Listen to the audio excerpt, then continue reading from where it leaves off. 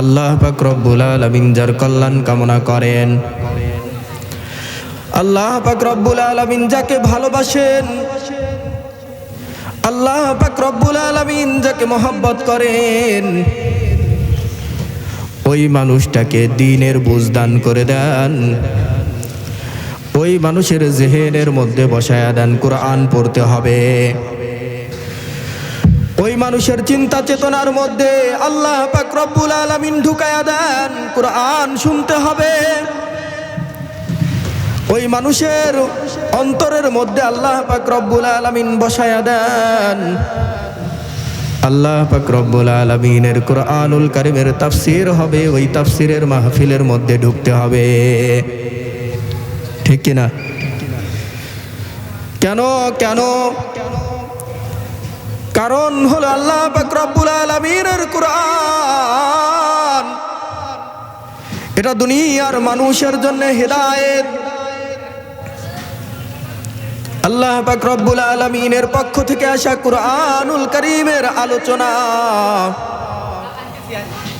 এটা মুমিনের অন্তরে ফায়দা পৌঁছায়। আল্লাহ পাক রব্বুল আলামিনের পক্ষ থেকে পাঠানো এই নসিহত, এই জিকির এটা মানুষদেরকে জান্নাত পর্যন্ত পৌঁছায়া দেয়। কথা বলেন ঠিক কিনা? এই কারণে আল্লাহ পাক রব্বুল আলামিন যেই মানুষটাকে দুনিয়াতে একবার সুবহানাল্লাহ বলার তৌফিক দান করলো, যেই মানুষকে কোরআনুল কারীম তেলাওয়াতের সৌভাগ্য দান করলো, যেই মানুষকে কোরআনুল কারীমের আলোচনা শোনার তৌফিক দান করলো, যেই মানুষকে মাহফিলের প্যান্ডেলের মধ্যে আসার তৌফিক দান করলো, কেন জানি আল্লাহ পাক রব্বুল আলামিন বলতে চায় এত অসংখ্য মানুষের মধ্য থেকে এই অল্প কিছু মানুষকেই আমি জান্নাতের দিকে আগায়া দিলাম, ঠিক কিনা? তো এখানে কোরআনুল কারীমের তেলাওয়াত হচ্ছে না? তো আফজালুজ যিকরি তিলাওয়াতিল কোরআন, সবচাইতে উত্তম জিকির হলো কোরআনুল কারীম তেলাওয়াত করা, ঠিক কিনা? আর কোরআনুল কারীমের তেলাওয়াত মানুষের মর্যাদাকে বৃদ্ধি করে, মানুষের ঈমানকে বৃদ্ধি করে দেয়। ওয়াইদা তুলিয়াত আলাইহিম আয়াতুহু যাদাতুহুম ঈমানা ওয়া আলা রাব্বিহিম ইয়াতাওয়াক্কালুন। যখন ঈমানদারের সামনে কোরআনুল কারীম তেলাওয়াত করা হয়, কোরআনুল কারীমের তেলাওয়াত তার ঈমানকে বাড়িয়ে দেয়, আর ঈমানের মাধ্যমে জান্নাতে যাওয়া যায়, ঠিক কিনা? সুতরাং বলাই যায় আল্লাহ যেই মানুষকে মাহফিলের প্যান্ডেলে আসার তৌফিক দেয়, আল্লাহ যেই মানুষকে কোরআনওয়ালা বানায়, আল্লাহ পাক রব্বুল আলামিন যেই মানুষকে কোরআন শ্রবণকারী বানায়, ওই মানুষকে আল্লাহ পাক রব্বুল আলামিন মোহাব্বত করে জান্নাতের দিকেই আগায়া দেয়, ঠিক কিনা? তো যেহেতু আল্লাহ পাক রব্বুল আলামিন আমাদেরকে এত বড় একটা নিয়ামত দান করলেন, অবশ্যই অবশ্যই এই নিয়ামতের শুকরিয়া জ্ঞাপন করা দরকার। কারণ আল্লাহ বলেছেন লা ইন শাকারতুম লা আযীদান্নাকুম ওয়া লা ইন কাফারতুম ইন্না আযাবি লাশাদীদ। নিয়ামত পাওয়ার পরে কোন বান্দা যদি আল্লাহ পাক রব্বুল আলামিনের শুকরিয়া জ্ঞাপন করে, নিয়ামত পাওয়ার পরে কোন বান্দা যদি ওই নিয়ামতের হক আদায় করে, আল্লাহ পাক রব্বুল আলামিন বলতেছেন আমি রব্বে কারীম তার ওই নিয়ামতকে বহু গুণে বাড়ায়া দেই, ঠিক কিনা? যে পড়বে লা ইলাহা ইল্লাল্লাহ, আর এইটা পড়ার পরে আল্লাহ পাক রব্বুল আলামিনের যেই বান্দা কালেমার হক আদায় করবে, আল্লাহ পাক রব্বুল আলামিন তার ওই নিয়ামতকে বাড়াতে বাড়াতে বাড়াতে বাড়াতে জান্নাত দুনিয়াতে দেখে দেওয়ার তৌফিক দান করে দেয়, ঠিক কিনা? রাসূল আকরাম সাল্লাল্লাহু আলাইহি ওয়াসাল্লামের মহিলা সাহাবী হযরত সুমাইয়া রাদিয়াল্লাহু তাআলা আনহা রাসূল আকরাম সাল্লাল্লাহু আলাইহি ওয়াসাল্লামের কাছ থেকে ইসলামের দাওয়াত গ্রহণ করেছে। আল্লাহ পাক রব্বুল আলামিনকে আল্লাহ বলে স্বীকার করে নিয়েছে, পড়েছে লা ইলাহা ইল্লাল্লাহ, লা ইলাহা ইল্লাল্লাহ। কাফের আর মুশরিকদের শরীরের মধ্যে জ্বালা ধরে যায়। এ বলে কি রে, আমাদের 360টি মূর্তিকে অপমান করতেছে, অপদস্থ করতেছে। রাসূলুল্লাহ সাল্লাল্লাহু আলাইহি ওয়াসাল্লাম যেই কালেমা দিয়েছেন ওই কালেমার জিকির করা শুরু করেছে। কাফের আর মুশরিকেরা সুমাইয়া রাদিয়াল্লাহু তাআলা আনহার উপরে নির্যাতন করা শুরু করে দেয়। কিতাবের মধ্যে লিখেছেন এমন নির্যাতন, আবু লাহাব তার ঘরের মধ্যে প্রবেশ করে, তাকে টেনে হিসড়ে ঘর থেকে বের করে নিয়ে আসে,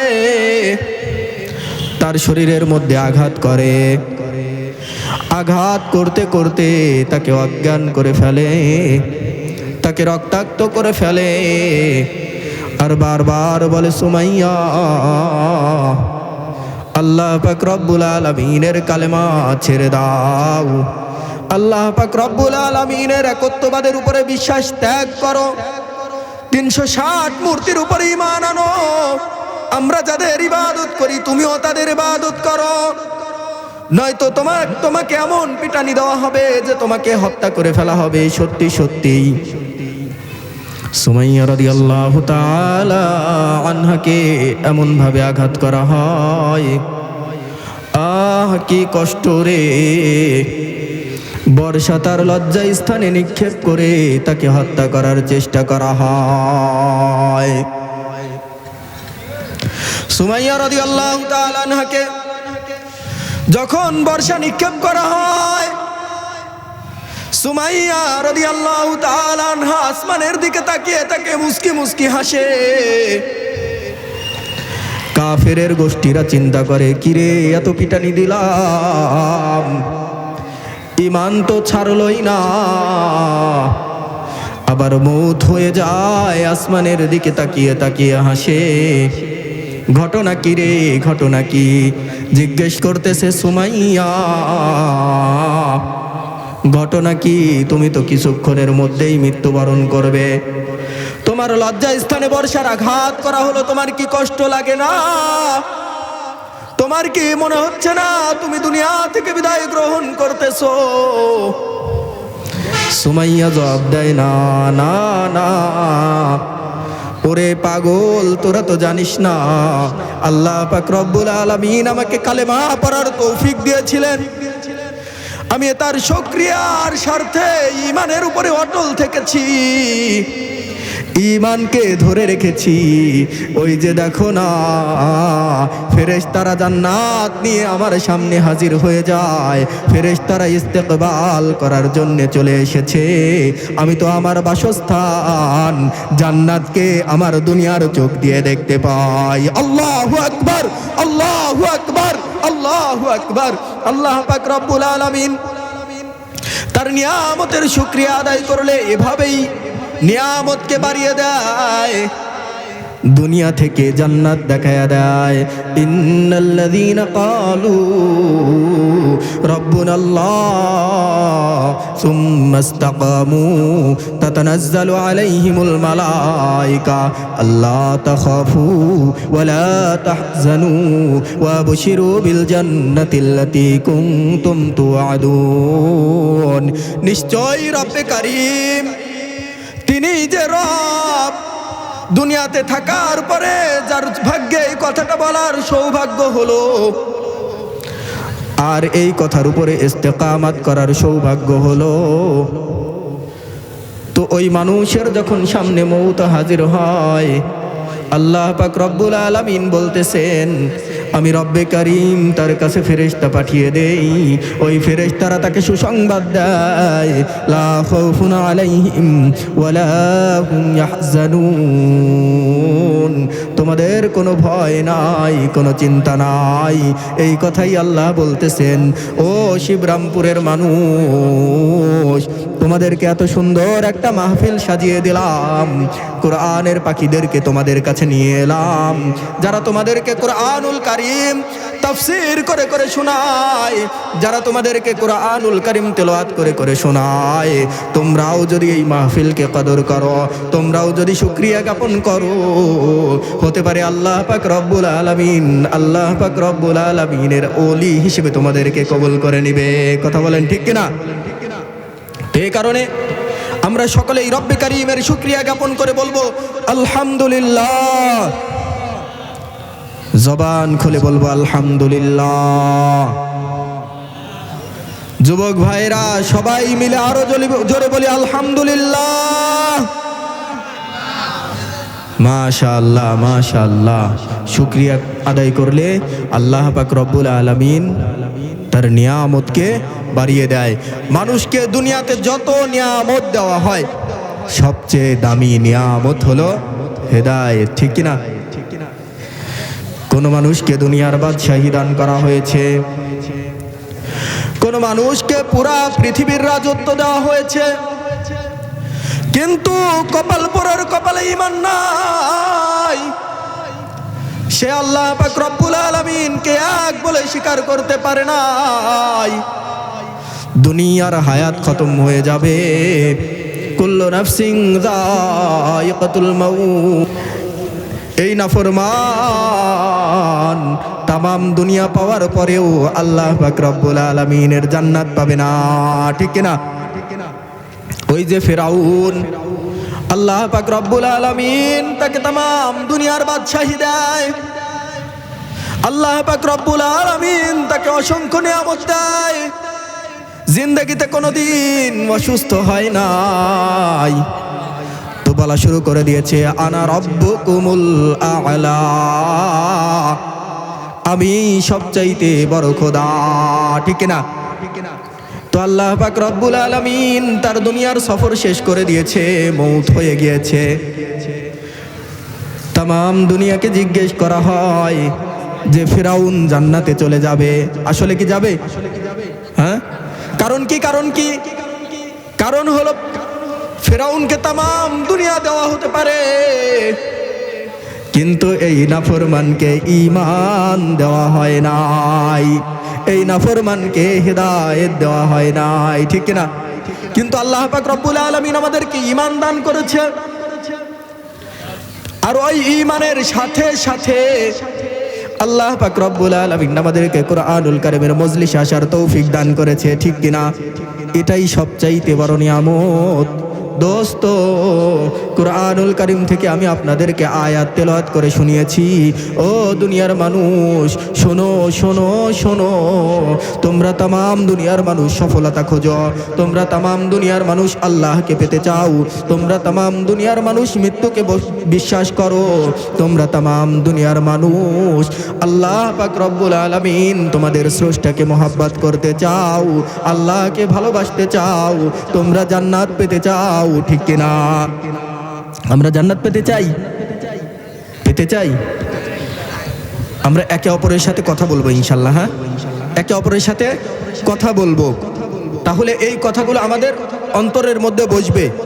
কারণ হলো মানুষের ভেতরে যেটা আছে, আলা ইন্না ফিল জাসাদি লামুদগা ইযা সালাহাত সালাহাল জাসাদু কুল্লু ওয়া ইযা ফাসাদাত ফাসাদাল জাসাদু কুল্লু আলা ওয়া হিয়াল কলব। নবী সাল্লাল্লাহু আলাইহি ওয়াসাল্লাম বলতেছেন, ও দুনিয়ার মানুষ শোনো শোনো, খেয়াল করো, খেয়াল করো, আলা হরফে তাম্বি, আলা হরফে তাম্বি, এই খেয়াল করো, ইন্না ফিল জাসাদি লামুদগা, প্রত্যেকটা মানুষের শরীরের মধ্যে একটা গোশতের টুকরা রয়েছে, যখন ওই গোশতের টুকরাটা পরিশুদ্ধ হয়ে যায়, তামাম জিসিম সুন্দর হয়ে যায়, তামাম শরীর সুন্দর হয়ে যায়, আর যখন ওই গোশতের টুকরাটাই নষ্ট হয়ে যায়, গুনাহের কালিমা দ্বারা আবৃত হয়ে যায়, কালো হয়ে যায়, তখন তামাম শরীর কালো হয়ে যায়। তোমরা কি জানো ওটার নাম কি? আলা ওয়াহিয়াল কলব। ওটার নাম কি? ওটার নাম কলব। সবাই বলে ওটার নাম কি? ওটার নাম হলো কলব। কলব কাকে বলা হয় জানো নাকি? এটা হলো আরবি শব্দ। এটা কি শব্দ? আরবি শব্দ। কলব বলা হয় মা ইয়াতাকাল্লাবু বিহি, যা সেকেন্ডে সেকেন্ডে পরিবর্তন হয়। কলব কি হয়? সেকেন্ডে সেকেন্ডে পরিবর্তন হয়। এই মনে হচ্ছে খানা খাবো, আবার মনে হচ্ছে মাহফিলের প্যান্ডেলে গিয়ে বসবো, আবার মনে হচ্ছে বাজারে যাই চা খেয়ে আসি, আবার মনে হচ্ছে না না পাশেই বাজার ঘাট, ওটা ফেলে মাহফিলে আসা যায় না। তো এরকম পরিবর্তন হয় না? এই পরিবর্তন হয় জন্যেই এটার নামকরণ করা হয়েছে কলব। আলহামদুলিল্লাহ, আমি ছাত্র পড়াই, এজন্যে আমার তবিয়ত হলো, আমার অভ্যাস হলো, সামনে যারা বসবে এরা যেন আমার কাছ থেকে কিছু শিখে, দিন সম্পর্কে শিখে তার উপরে আমল করতে পারে।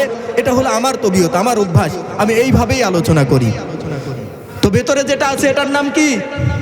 এটার নাম হ্যাঁ কলব শব্দের অর্থ মা ইয়াতাকাল্লাবু বিহি। আরবিতেই বলে দিলাম, হ্যাঁ, যে যা পরিবর্তন হয়, ক্ষণে ক্ষণে পরিবর্তন হয়, তাই না?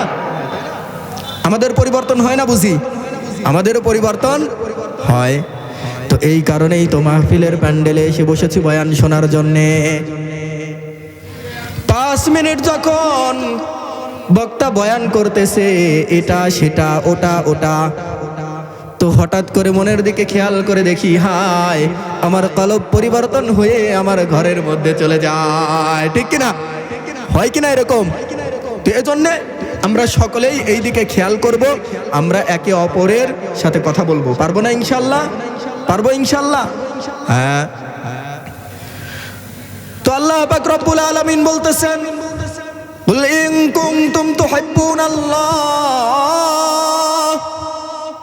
ও দুনিয়ার মানুষ, তোমরা তোমাদের স্রষ্টাকে মোহাব্বত করতে চাও, ভালোবাসতে চাও, তোমরা আসমান জমিনের মালিককে মোহাব্বত করতে চাও, কিন্তু তোমরা তো পদ্ধতি জানো না।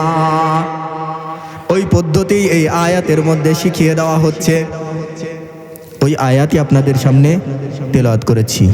তামাম দুনিয়ার মধ্যে যত মানুষ আছে সব মানুষ আল্লাহ পাক রব্বুল আলামিনকে, তাদের স্রষ্টাকে মোহাব্বত করতে চায়। আমরা আল্লাহ পাক রব্বুল আলামিনকে ভালোবাসতে চাই কিনা? চাই তো, তাই না? আল্লাহকে ভালোবাসতে চাই। কাফের আর মুশরিক যারা আছে তাদের স্রষ্টা যাকে মনে করে তারাও তাদেরকে ভালোবাসতে চায়। এই কারণেই তো তাদের সামনে পাঠা বলি দেয়, তাই না? তো আল্লাহ পাক রব্বুল আলামিন বলতেছে, দুনিয়ার মুসলমান, আমি জানি তোমরা আমাকে মোহাব্বত করতে চাও, কিন্তু আমাকে হক আদায় করে মোহাব্বত করা যায় না। এই কারণে আমি তোমাদেরকে শিখিয়ে দেই, তোমরা কিছু কাজ করো। ওই কাজগুলো যদি করতে পারো রে, তোমাদেরকে আমায় মোহাব্বত করা লাগবে না, আমি রব্বে কারিম তোমাদেরকে মোহাব্বত করব। সুবহানাল্লাহ, আল্লাহ আমাদেরকে মোহাব্বত করবে। কাজটা কি?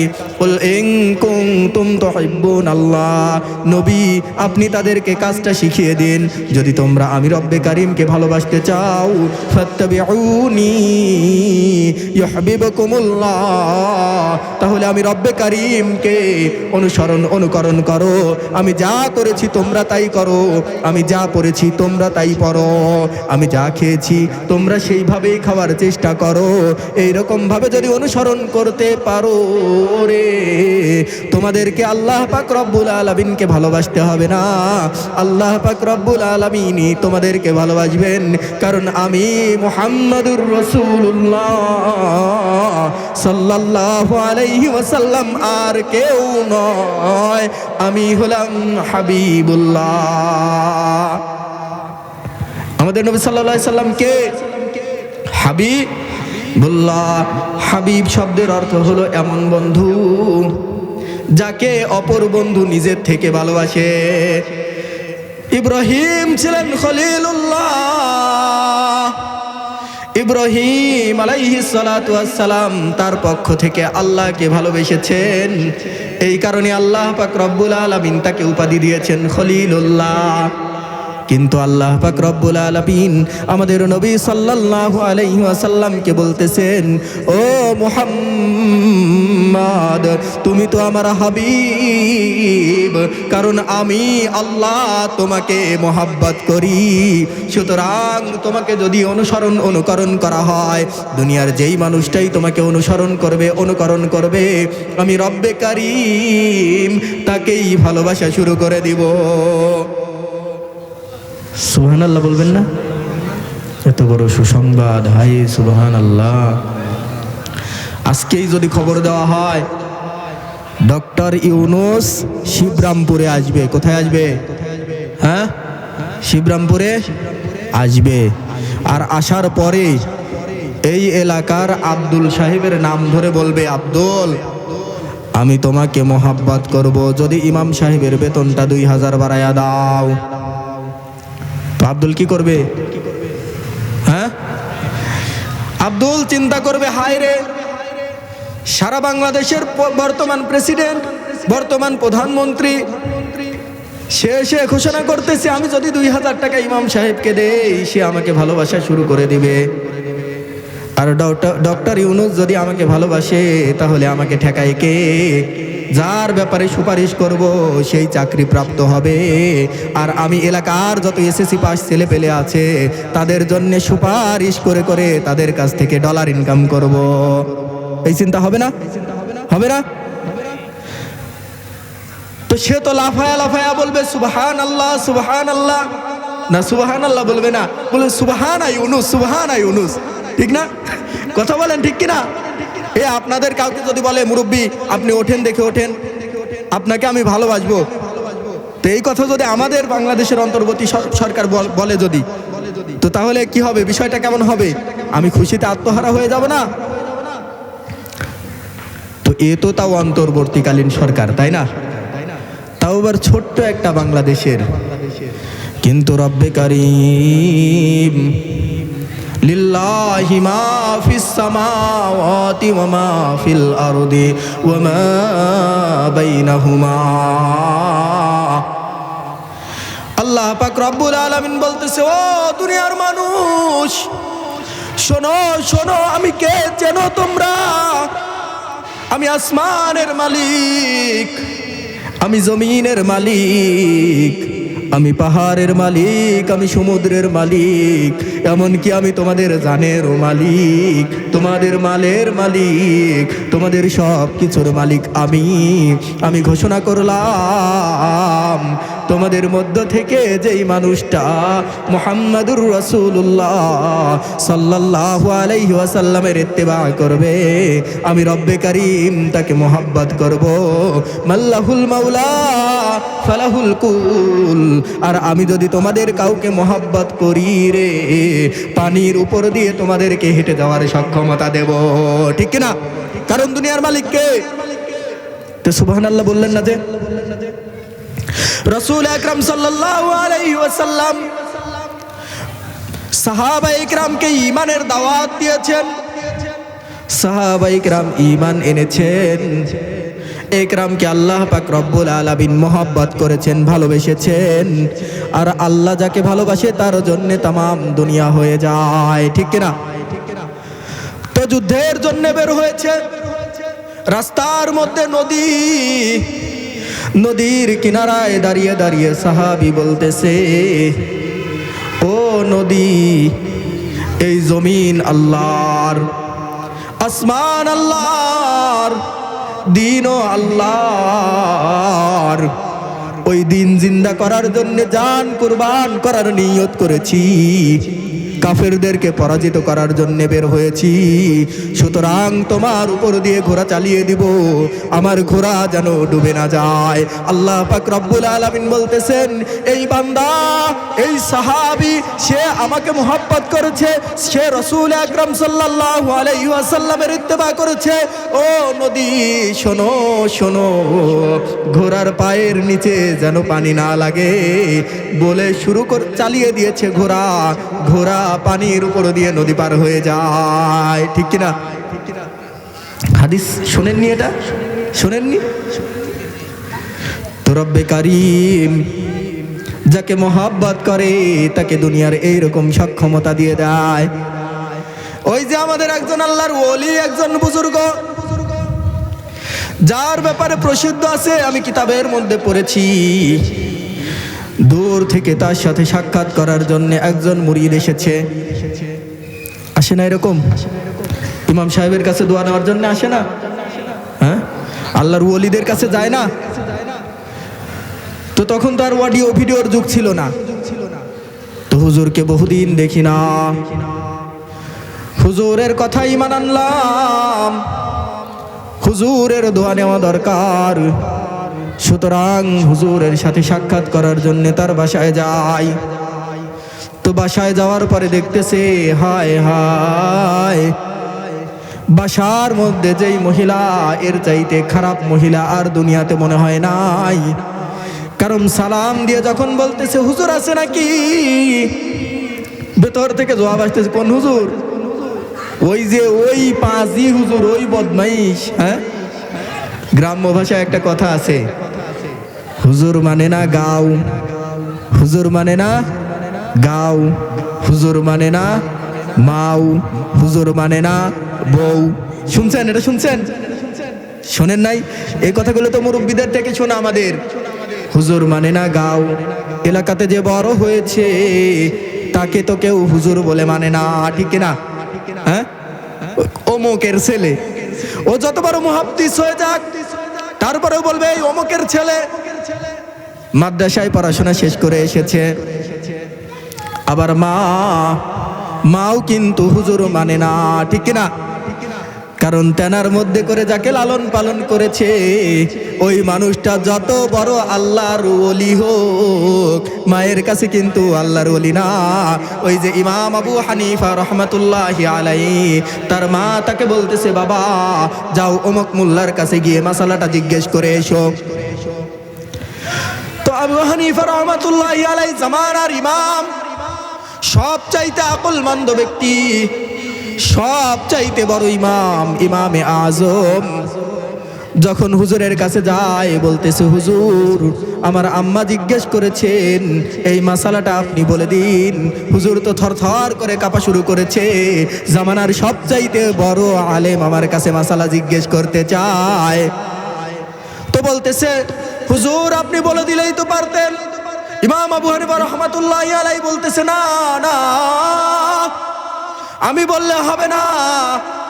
কারণ হলো যে মাসালা জিজ্ঞেস করেছে ওইটা হলো আমার মা, কারণ হুজুর মানে না মা, ঠিক কিনা? ঠিক কিনা? আর হুজুর মানে না বউ, তাই না? কারণ তার সাথে অন্তরঙ্গ হতে হয়। যত বড় হুজুরি হন, তারপরেও স্ত্রীর কাছে বলবে, ওরে গোলাম তোমাকে তো আমি খুব ভালো করে চিনি, ঠিক কিনা? হ্যাঁ, তুমি যে পাজির পাজি। তো মুরিদ যখন হুজুরের দরজায় গিয়ে টোকা দেয়, হুজুর আছে নাকি? বলতেছে, কোন হুজুর? কয় ওই যে বিশ্ববিখ্যাত আল্লাহর ওলি যিনি। কই ওইটা আল্লাহর ওলি? ওর খবর তো আমি ভালো জানি। হ্যাঁ, তো শোনো, ঝাঁটার বাড়ি যদি খেতে না চাও তাড়াতাড়ি দূর হও। এখন মুরিদের মনটা একটু ভেঙে গেছে, হাই যাকে এত বড় হুজুর মনে করে আসলাম, তো এর ঘরে দেখি যে একেবারে জঘন্যতম খারাপ একটা মহিলা। হ্যাঁ, তো এখন ফিরে আসার সময় রাস্তার মধ্যে হুজুরের সাথে সাক্ষাৎ। হুজুরের হালত হলো বাঘের পিঠের উপরে বিষাক্ত সাপকে চাবুক বানিয়ে এরপরে বাড়ির দিকে রওনা হয়। তো তাহলে মুরিদের অবস্থা এখন পরিবর্তন হবে না? হায়, ঘরের অবস্থা এক, বাইরের অবস্থা এক। এ তো দেখে আসলেই আল্লাহর ওলি, কিন্তু ঘরে দেখে আসলাম অবস্থাটা খারাপ। তো এখন বলতেছে, হুজুর ঘরের হালত দেখলাম খারাপ, এত জঘন্যতম একজন মহিলা আপনার ঘরে, আপনাকে আল্লাহর ওলি বলেছি এই কারণে ঝাঁটাপিটা করতে চায়, কিন্তু এখন আসার পরে হালত দেখি অন্যরকম। বাঘের পিঠে সাপকে চাবুক বানিয়ে আপনি বাড়ির দিকে আসেন, ঘটনা কি, ঘটনা কি? হুজুর বলতেছে, শোনো শোনো, আমি রাসূলুল্লাহ সাল্লাল্লাহু আলাইহি ওয়াসাল্লামের দুইটা সুন্নতের উপরে আমল করি। এক নাম্বার, যেই মহিলা আমার ঘরের মধ্যে রয়েছে আমি ওই মহিলার উপরে সবর করি, যেটা রাসূল আকরাম সাল্লাল্লাহু আলাইহি ওয়াসাল্লামের সবচাইতে বড় সুন্নত ছিল, ঠিক না? কাফেরের বাগানে রাসূল আকরাম সাল্লাল্লাহু আলাইহি ওয়াসাল্লাম পানি দেয়, কূপের থেকে পানি তুলে তুলে পানি দিতে হয়, কূপের মধ্যে বালতিটা পড়ে যায়। জনাবে মুহাম্মদুর রাসূলুল্লাহ সাল্লাল্লাহু আলাইহি ওয়াসাল্লাম, দো জাহানের বাদশা যিনি রে, রাস্তা দিয়ে হেঁটে গেলে সুগন্ধ বের হয়, মশা আর মাছি যার গায়ের উপরে পড়া নিষেধ, আসমানের মেঘ যার মাথার উপরে সর্বক্ষণ ছায়া দেয়, এমন মুহাম্মদুর রাসূলুল্লাহকে সে গালের উপরে থাপ্পড় দিয়ে দেয়। রাসূল আকরাম সাল্লাল্লাহু আলাইহি ওয়াসাল্লাম কাফিরের হাতটা ধরে বলতেছে, ভাই 3 দিন যাবত খাই নাই, আপনি আপনার নরম হাতের মাধ্যমে আমার গালের উপরে থাপ্পড় দিয়েছেন, না জানি আপনার হাতের মধ্যে কতটা ব্যথা লেগেছে, এই যে বালতি পড়ে গিয়েছে ইচ্ছা করে ফেলি নাই, আল্লাহকে বলে বলে তুলে দিচ্ছি। সুবহানাল্লাহ। তো কি সবর ছিল, কি ধৈর্য ছিল। তো আল্লাহর ওলি বলতেছেন, আমি রাসূলুল্লাহ সাল্লাল্লাহু আলাইহি ওয়াসাল্লামের এই সুন্নাহ সবরের উপরে আমল করি, আমার ওই ঘরওয়ালি খারাপ এটা জানার পরেও আমি তার উপরে সবর করি। আল্লাহু আকবার। দ্বিতীয় আরেকটা সুন্নতের উপরে আমল করি। রাসূল আকরাম সাল্লাল্লাহু আলাইহি ওয়াসাল্লাম বলতেছেন, শোনো দুনিয়ার মানুষ, তোমরা নিজেদের জন্য যা পছন্দ করো অপর ভাইয়ের জন্য তা পছন্দ করো, ঠিক না? হ্যাঁ, নিজের জন্য যা পছন্দ করা অপরের জন্যও তাই পছন্দ করা। রাসূল আকরাম সাল্লাল্লাহু আলাইহি ওয়াসাল্লাম বিদায় হজের ভাষণের মধ্যে বলেছিলেন, শোনো শোনো, তোমাদের ঘরের মধ্যে যেই সমস্ত কাজের মানুষগুলো থাকে তাদের উপরে খবরদার জুলুম করো না। তোমরা যা খাও তাদেরকে তাই খেতে দিও, তোমরা যা পরিধান করো তাদেরকে তাই পরিধান করতে দিও, তোমরা যেখানে ঘুমাও ওই মানের জায়গাতে তাদেরকে ঘুমাতে দিও। শোনো শোনো, খবরদার খবরদার তাদের উপরে জুলুম করো না। রাসূল আকরাম সাল্লাল্লাহু আলাইহি ওয়াসাল্লাম যখন মারা যাবে রে, রাসূল আকরাম সাল্লাল্লাহু আলাইহি ওয়াসাল্লাম স্পেশাল ভাবে দুইটা কথা বলেছে, উম্মত শোনো শোনো, আসসালাত আসসালাত আসসালাত, খবরদার নামাজ ছেড়ে দিও না। দুনিয়া থেকে দো জাহানের বাদশা বিদায় নেয়, ওই সময়ও বলতেছে আসসালাত আসসালাত, নামাজ ছেড়ে দিও না মুসলমান, কারণ আল ফারকু বাইনাল মুসলিমি ওয়াল কাফিরি সালাহ, মুসলমান আর কাফেরের মধ্যে পার্থক্যই হলো সালাত। আর বলতেছেন ওমা মালাকাত আইমানুকুম, এই তোমাদের অধীনস্থ যারা আছে তাদের সাথে তোমরা খারাপ আচরণ করো না, তাদের খেয়াল রেখো, তাদের সাথে সদ আচরণ করো। আল্লাহু আকবার। তো তার মানে নিজের জন্য যা পছন্দ করো অপরের জন্যও তা পছন্দ করো। আল্লাহর ওলি বলতেছে, ও আমার তালেবুল ইলম, আমি আমার জন্য পছন্দ করি যে একটা ভালো স্ত্রী আমার ঘরে আসুক, কিন্তু আমি আমার অপর ভাইয়ের জন্যও এটাই পছন্দ করি তার ঘরেও একটা ভালো স্ত্রী যাক। শোনো রে, আমি যদি আমার ঘরের এই মহিলাকে ছেড়ে দেই, অবশ্যই অবশ্যই সে আমার কোনো মুসলিম ভাইয়ের ঘরের মধ্যে যাবে আর তাকে যন্ত্রণা দিবে, এটা তো মুসলমানের কাজ হতে পারে না। আমি তো ওই ভাইয়ের জন্যও কামনা করি তার ঘরের মধ্যে একটা ভালো স্ত্রী যাক, এই কারণে আমার ঘরওয়ালিকে আমি রেখে দিয়েছি। রাসূল আকরাম সাল্লাল্লাহু আলাইহি ওয়াসাল্লামের এই দুইটা সুন্নতের উপরে আমল করার কারণে রব্বে কারীম দুনিয়ার সব কিছুকে আমার গোলাম বানিয়ে দেয়। সুবহানাল্লাহ, সুবহানাল্লাহ বলবেন না? সুবহানাল্লাহ, মাশাআল্লাহ, মাশাআল্লাহ। তাহলে আল্লাহ এই কথাই বলতেছেন, কুল ইন কুনতুম তুহিব্বুনাল্লাহ। নবী, আপনি আপনার উম্মতদেরকে বলে দিন, তারা যদি আমি রব্বে কারীমকে মহব্বত করতে চায়, তারা যদি আমার সাথে সুসম্পর্ক গড়তে চায়, তারা যদি আমার কাছ থেকে দুনিয়ার মিলকিয়ত পেতে চায়, তারা যদি আমার নিয়ামতগুলো পেতে চায়, তাহলে তাদেরকে জানায়া দিন তারা যেন আপনি নবীকে অনুকরণ করে, আপনার সুন্নতের উপরে আমল করে।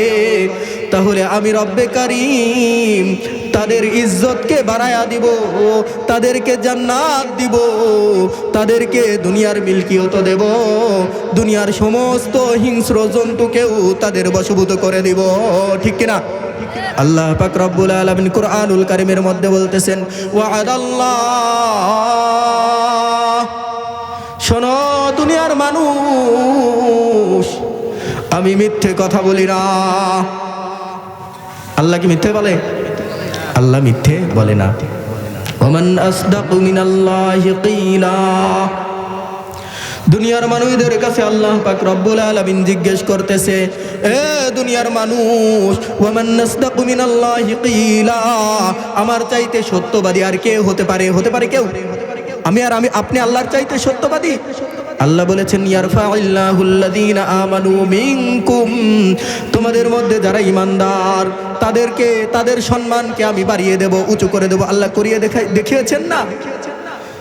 জনাবে মুহাম্মাদুর রাসূলুল্লাহ সাল্লাল্লাহু আলাইহি ওয়াসাল্লামের জামানায় ওমর ফারুক রাদিয়াল্লাহু তাআলা আনহু নিকৃষ্ট ছিল কিনা? ওমর ফারুক রাদিয়াল্লাহু তাআলা আনহু একদিন খড়কুটা ধরে ধরে বলতেছে, আমি যদি এই খড়কুটা হয়ে যেতাম,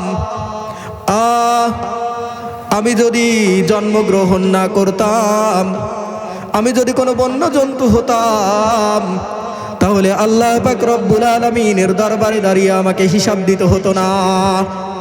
ওমর ফারুক রাদিয়াল্লাহু তাআলা আনহুকে যখন খেলাফত দান করা হয়েছে, ওমর ফারুক রাদিয়াল্লাহু তাআলা আনহুর কাছে একজন বিচার নিয়ে এসেছে, ওমকে আমাকে পিটানি দেয়, আপনি বিচার করে দিন। ওমর ফারুক রাদিয়াল্লাহু তাআলা আনহু তাকে আঘাত করে বলেছে, এই যখন আমি বিচারের জন্য বসি তখন তো আসো না, এখন এসেছো। কিছুক্ষণ পর ওমর ফারুক রাদিয়াল্লাহু তাআলা আনহু কান্না করতেছে আর বলতেছে, ওকে ডেকে আনো, ডেকে আনো। ডেকে আনার পরে বলতেছে, ভাই এই যে লাঠিটা নাও, আমাকে আঘাত করো, কিয়ামতের ময়দানে যদি আল্লাহ পাক রব্বুল আলামিন আমাকে জিজ্ঞেস করে রে, তাহলে মুক্তি পাওয়ার আর কোনো উপায় নাই। আর নিজেকে বলতেছে, ওমর শোনো, তুমি অপদস্থ ছিলে, ঠিক কিনা? তুমি পথভ্রষ্ট ছিলে, তুমি গোমরা ছিলে, মূর্তির কাছে নিজের মাথা নত করতে, কিন্তু রব্বে কারীম তোমাকে ইজ্জত দান করেছে, তোমাকে সম্মানিত করেছে, এমনকি অর্ধ জাহানের বাদশা তোমাকে বানায়া দিছে। আজকে তুমি জুলুম করা শুরু করেছো। আল্লাহ পাক রব্বুল আলামিন বলতেছে, দেখো ওমরের এই হাদিস থেকে তোমরা শেখো, ওমর কিন্তু অপদস্থ ছিল, ওমর কিন্তু হেদায়েত থেকে বিচ্ছিন্ন ছিল, ওমর কিন্তু লাঞ্ছিত ছিল, ওমর কিন্তু খারাপ মানুষ ছিল। ওই ওমরকে শুধুমাত্র ঈমান আনার কারণে আমি অর্ধ জাহানের বাদশাহী দান করে দিয়েছি, ঠিক কিনা? তো আল্লাহ পাক রব্বুল আলামিন যা বলেন সত্য বলেন, কারণ করিয়ে দেখিয়েছেন। ওই রব্বে কারীম বলতেছে ওয়াদাল্লাহ আল্লাযীনা আমানু মিনকুম ওয়া আমিলুস সালিহাত লা ইস্তাখলিফান্নাহুম ফিল আরদ। শোনো শোনো শোনো, রাসূল আকরাম সাল্লাল্লাহু আলাইহি ওয়াসাল্লামের ইত্তেবা যদি করো, আমি রব্বে কারীম মিথ্যা কথা বলি না, আমার চাইতে সত্যবাদী আর কেউ হতে পারে না। আমি তোমাদেরকে বলতেছি, আমি তোমাদেরকে ওয়াদা করতেছি, তোমাদেরকে দুনিয়ার বাদশাহী দান করে দিব। ঠিক কিনা? দুনিয়ার বাদশাহী আমাদেরকে দিয়ে দেওয়া হবে রাসূল আকরাম সাল্লাল্লাহু আলাইহি ওয়াসাল্লামের ইত্তেবা করলে। ঠিক কিনা? আল্লাহ দিয়েছেন, আপনারা বুঝতেছেন? কথা বুঝতেছেন? কথা বুঝতেছেন? এরকম সরানো ছিটানো কেমন যেন দেখা যাচ্ছে। একটু গোছায় এসে বসে, একটু পারা যাবে না? একটু কষ্ট করা যাবে না? একটু কষ্ট করেন। এটাকে আমরা একটা ক্লাস বানায় নেই। হ্যাঁ, একটা বিষয় আমরা বুঝি, একটা জিনিসই বোঝা যায়। সকলেই কালেমা করি, লা ইলাহা ইল্লাল্লাহ, লা ইলাহা ইল্লাল্লাহ, লা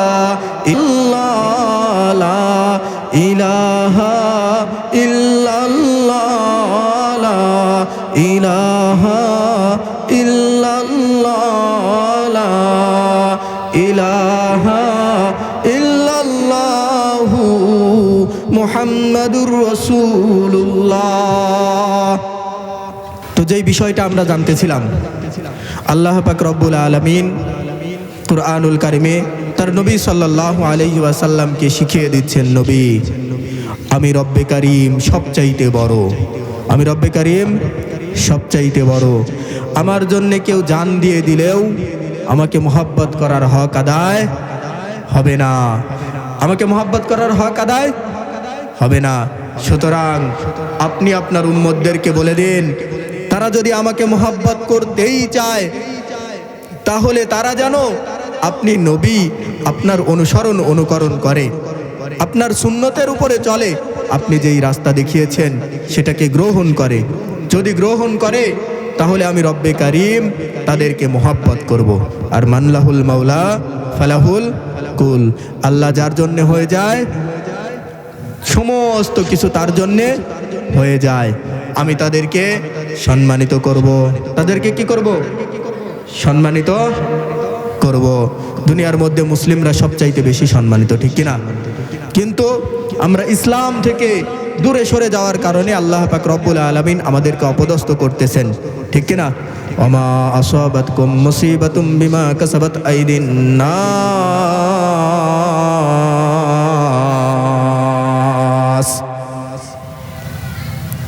কুরআনুল কারীম তেলাওয়াত হলে ঈমান বাড়ার কথা, তো আমাদের ঈমান দেখতেছি লো হয়ে যাচ্ছে আস্তে আস্তে।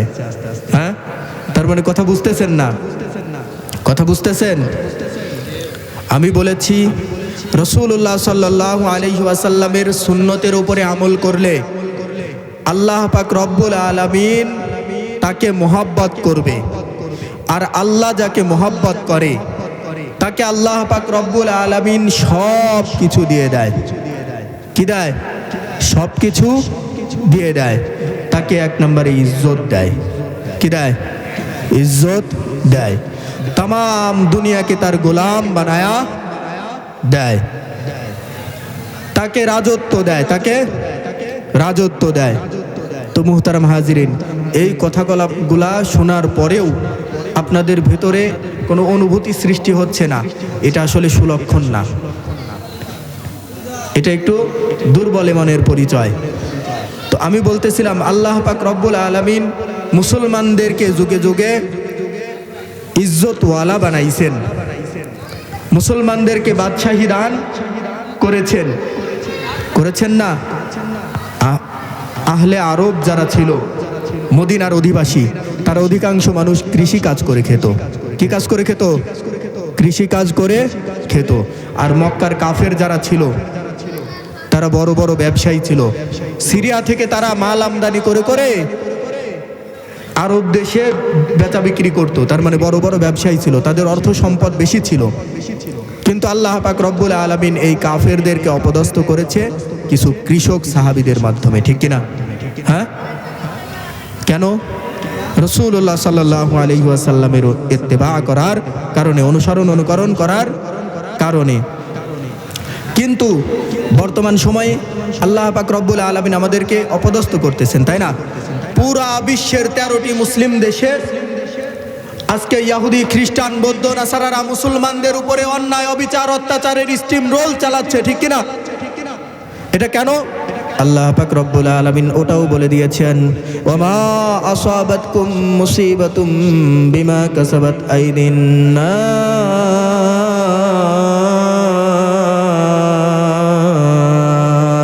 আল্লাহু আকবার।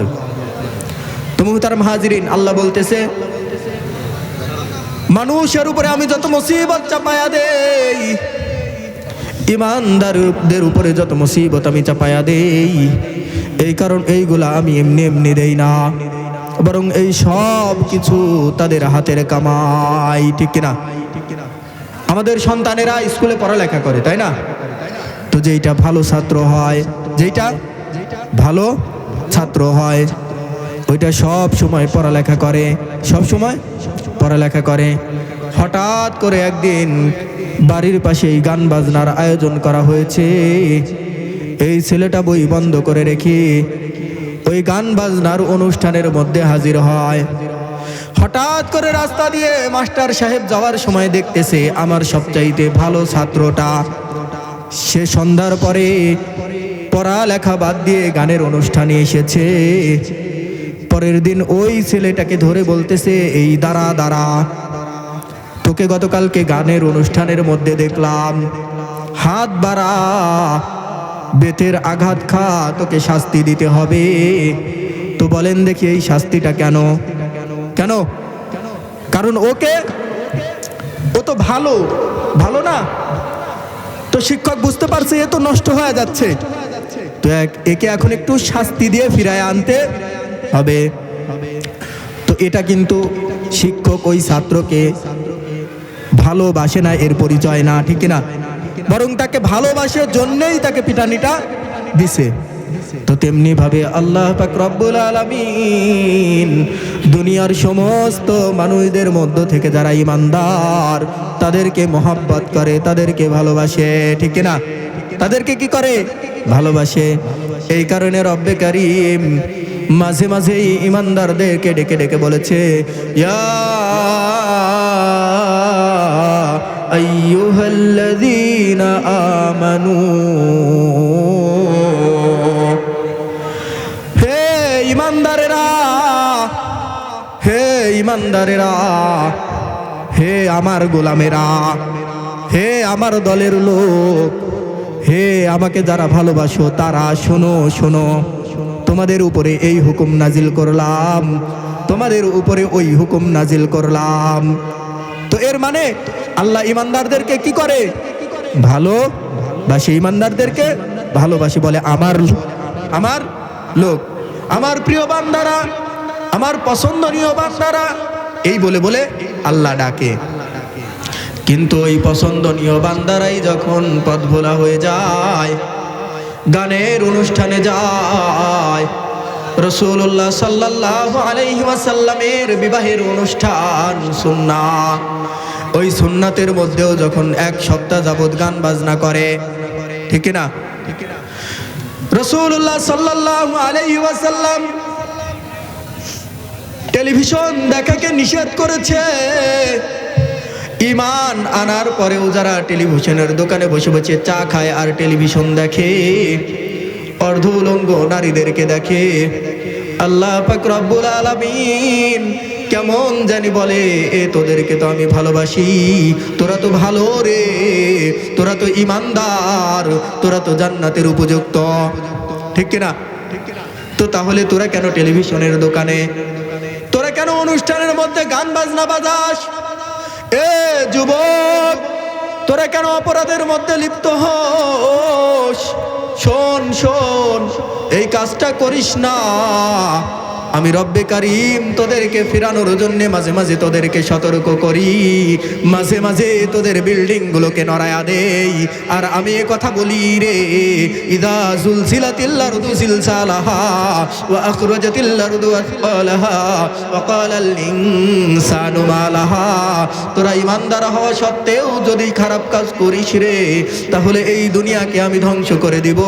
তোরা আমার মোহাব্বতের লোক, তোরাও কিন্তু জাহান্নামের মধ্যে নিক্ষিপ্ত হবে, ঠিক না? তো এই কারণে আমরা ইমানদার হওয়া সত্ত্বেও, আমরা মুসলমান হওয়া সত্ত্বেও যখন রাসূল আকরাম সাল্লাল্লাহু আলাইহি ওয়াসাল্লামের সুন্নাহ থেকে ধীরে ধীরে ফিরে যাই, যখন নামাজ থেকে গাফিল হয়ে যাই, যখন অন্যের উপরে জুলুম করা শুরু করে দেই, যখন চা দোকানে বসে বসে গীবত করা শুরু করে দেই, তখন আল্লাহ পাক রব্বুল আলামিন বলেন, ওয়ামা আসাবাতকুম মুসিবাতুম বিমা কাসাবাত আইদিন নাস। ভূমিকম্প দিয়ে তোমাদের বিল্ডিংটাকে উড়িয়ে দিলাম, ভূমিকম্প দিয়ে তোমাদের বিল্ডিংটাকে নড়িয়ে দিলাম, যাতে করে তোমরা ইমানদার, পাক্কা ইমানদার হয়ে যাও। আর আমি রব্বে কারীমকে স্মরণ করা শুরু করে দাও। ওই যে দেখো না, তোমাদের নবী সাল্লাল্লাহু আলাইহি ওয়াসাল্লাম যখন সূর্য গ্রহণ হতো, যখন চন্দ্র গ্রহণ হতো, মসজিদে নববীর মধ্যে গিয়ে নামাজে দাঁড়িয়ে দাঁড়িয়ে তেলাওয়াত করতো, আর রহমান,